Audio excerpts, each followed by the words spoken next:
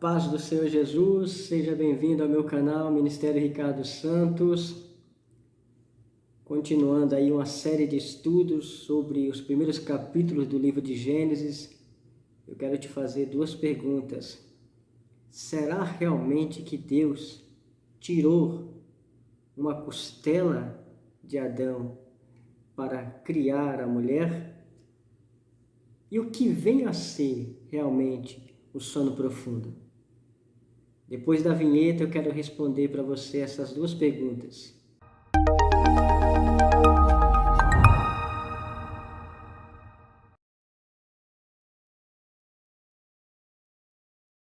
Seguindo então esta linha de estudos que estamos aí elaborando e desenvolvendo para te ajudar não apenas na compreensão do texto sagrado, mas também numa exposição de uma mensagem bíblica ou até mesmo de uma aula para a escola dominical.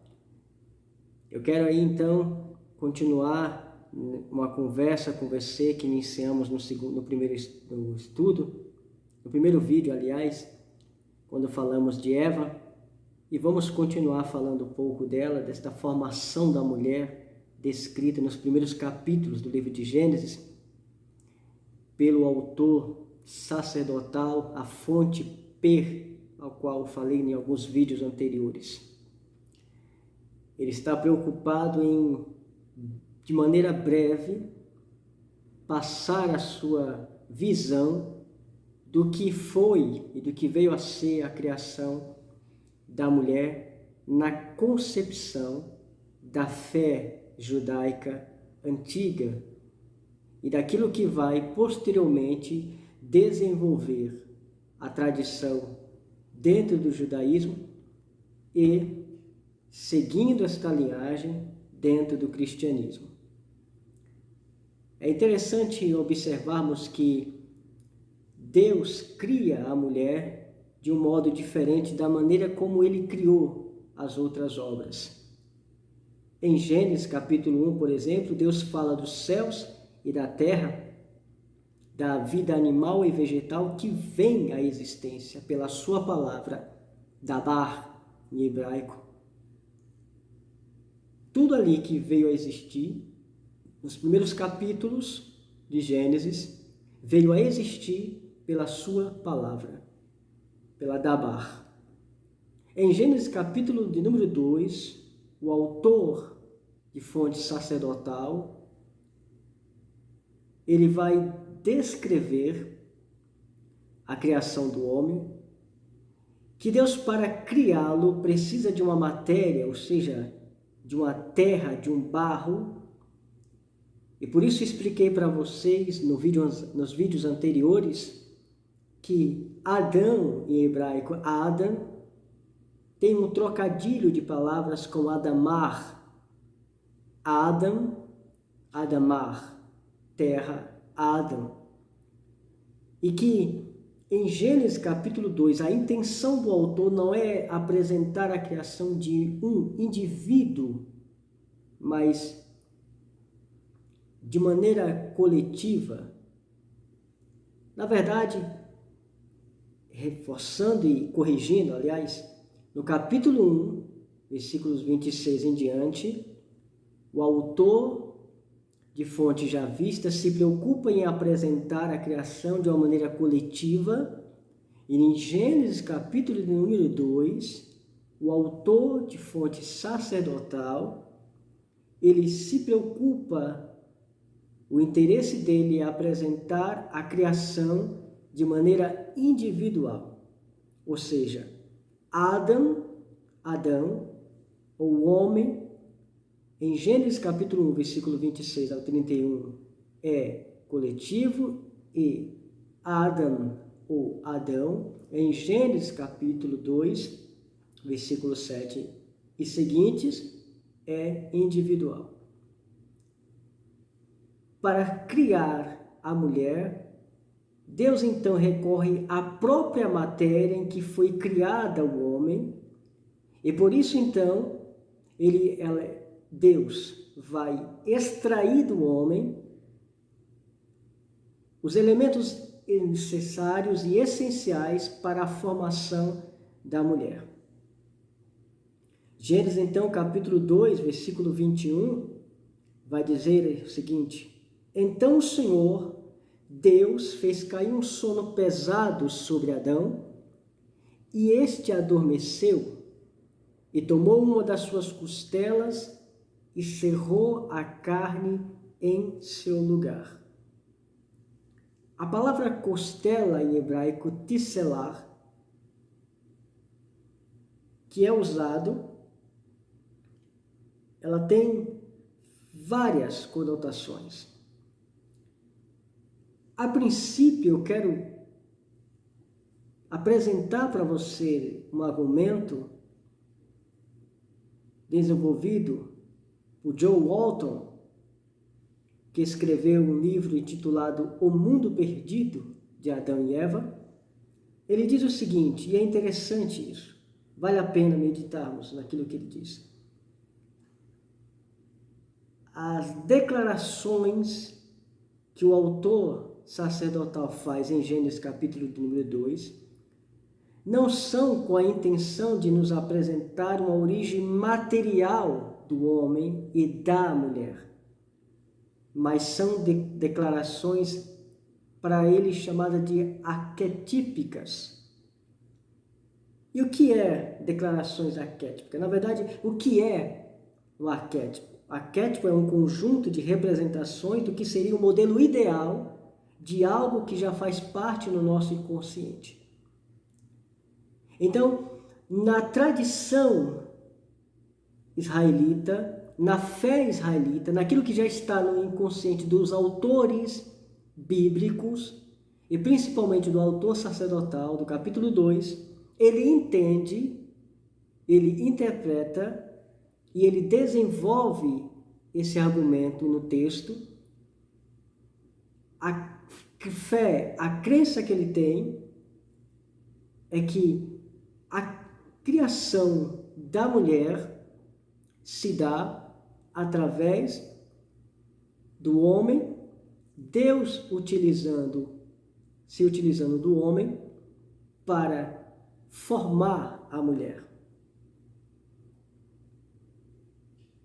A primeira pergunta, então, que se deve fazer no que diz respeito ao texto em Gênesis capítulo 2, versículo 21, é se Adão pensou Eva como tendo saído da sua costela, da sua tisselar. O próprio texto nos dá a resposta. Adão, ao despertar daquele sono profundo, ele vai olhar para aquela obra maravilhosa, espetacular, que é a mulher, que está ali do lado dela, ao qual Deus nos apresenta. Ele vai dizer o seguinte: esta é agora ossos dos meus ossos e carne da minha carne. Ele não vai, em nenhum momento, dizer, e o texto é bem claro, esta é parte da minha costela. Esta saiu da minha costela. Então, o próprio texto nos evidencia de que Adão, assim como o autor, acreditava e defendia que a mulher não se originou da costela. A palavra ticela, na verdade, ela tem várias traduções, vários significados. Ela ocorre cerca de 40 vezes na Bíblia hebraica, mas nunca no sentido anatômico, ou seja, nunca vai aparecer nos textos, nas 40 ocorrências, descrevendo elemento da anatomia. Fora de Gênesis, capítulo de número 2, com a exceção de 2 Samuel, capítulo 16, versículo 13, referindo-se ao outro lado da colina, a palavra é usada, olha só que interessante, no sentido arquitetônico, nas passagens que descrevem a construção ou as referências que é feita acerca do tabernáculo e do templo. Êxodos, capítulos de número 25 ao 38, por exemplo. 1 Reis, capítulos 6 ao 7. E Ezequiel, capítulo 41. Então, a palavra ticela, recapitulando, nunca é entendida pelos escritores da Bíblia hebraica nas 40 ocorrências como uma parte da anatomia do corpo, como sendo costela. Mas é entendido como um objeto arquitetônico e, assim sendo, a melhor tradução para esta palavra no relato de Gênesis, capítulo 2, versículo 21, seria lado. Deus tirou a mulher do lado de Adão. A literatura rabínica intertestamentária, ou seja, aquela literatura que foi construída, que foi escrita no período interbíblico, no espaço que tem entre Malaquias e Mateus, como muitos outros textos, tanto apócrifos como também de fontes de interpretação judaica, segue esta mesma linha. Não é da costela, mas sim do lado. Apresentando assim a igualdade no que diz respeito à mulher e o homem. Como disse no vídeo anterior, a mulher não pode ser entendida como uma ajudante, como um auxiliar ou companheira, e não pode ser interpretada como sendo inferior ou fraca. Mas ela foi criada do lado justamente para nos ensinar e nos fazer entender que a representatividade feminina, ela está em pé de igualdade à masculina. Na verdade, dentro da história da humanidade, dentro da própria história do povo de Israel, dos povos ocidentais, isso não vai acontecer. É claro que você bem sabe, como eu, que há uma grande disparidade no que diz respeito ao trato que é dado à mulher e ao homem na sociedade moderna, na sociedade não apenas moderna, mas na sociedade nossa contemporânea. Mas retornando então à nossa análise e reflexão acerca do texto de Gênesis, uma outra pergunta que é feita, e essa até parece um pouco hilária, porque eu já vi vários professores, pregadores dizendo isso. É verdade que o homem tem uma costela a menos por causa da história de Adão e Eva? E aí, 2 pontos eu quero usar para você. Primeiro ponto da própria Bíblia, um ponto religioso, um ponto daquilo que diz respeito ao texto sagrado, e depois um ponto de vista biológico. No que diz respeito ao ponto de vista das Escrituras Sagradas, você não vai encontrar nenhum texto no Pentateuco e nos escritos posteriores, proféticos, poéticos, bem como uma releitura ou interpretação no Novo Testamento, haja vista que no Novo Testamento o nome Eva aparece 2 vezes nas cartas paulinas, não vai aparecer nenhuma interpretação dizendo que o homem ou a sua descendência tem uma costela faltando. Até porque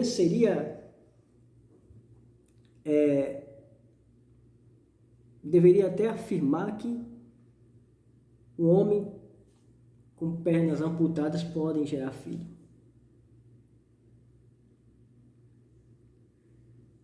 Do ponto de vista biológico, geneticamente falando, tanto o homem como a mulher têm 12 pares de costela. No entanto, uma em cada 500 pessoas, em geral mulheres, possui um par adicional que é chamada de costela cervical, que fica bem perto do pescoço e é o resultado de uma malformação congênita. Sendo assim, do ponto de vista religioso, nenhum texto nas Escrituras Sagradas, depois do relato de Gênesis capítulo 2, versículo 21, vai descrever o homem com uma costela a menos. E do ponto de vista biológico, porque a biologia como ciência nos ajuda de alguma maneira a compreender a nossa matéria, a nossa natureza, a nossa formação, além daquilo que está como base de nossa fé, diz e descreve o homem e a mulher como tendo aí 12 pares de costela. Ou seja, o homem não tem nenhuma costela a menos. Agora partimos então para a expressão, o sentido de sono pesado. A expressão sono pesado em hebraico é tardemar. Tardemar. Mas aí, antes de entrar na análise desta expressão, um outro ponto que é falado e que eu ouço, há quem declare que Deus cortou Adão pela metade, fazendo-lhe uma cirurgia radical. É bem verdade que Deus pode fazer o que Ele bem entender, o que Ele quiser com o homem. Mas eu te faço uma pergunta, me ajude a refletir. Será que os israelitas ou o autor o escritor sacerdotal, a fonte que estava ali descrevendo, relatando, narrando Gênesis capítulo 2, versículo 21 em diante, ele teria em mente a ideia de cirurgia? Será que eles pensaram em anestesia para colocar Adão em um sono profundo? É bem verdade que os israelitas não sabiam o que significava anestesia. E se Deus tivesse que realizar alguma coisa, Ele operaria, porque Deus é um Deus de milagre. Ele não precisa. Um outro ponto que é discutível e que muitos argumentam, no que diz respeito a essa má interpretação, é que antes da queda, o homem não tinha, no que diz respeito ao sentido, ao toque, dor. E vocês muito bem sabem, assim como eu, que A anestesia serve para amenizar ou fazer com que desvaneça a dor.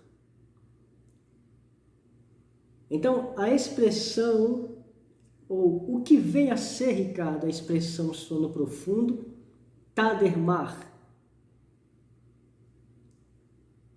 O substantivo tadermar ocorre 7 vezes em toda a Bíblia hebraica e é derivado do verbo radam, que também ocorre 7 vezes em toda a Bíblia hebraica. Dentro dessas 7 vezes, ela tem um tríplice sentido, ou seja,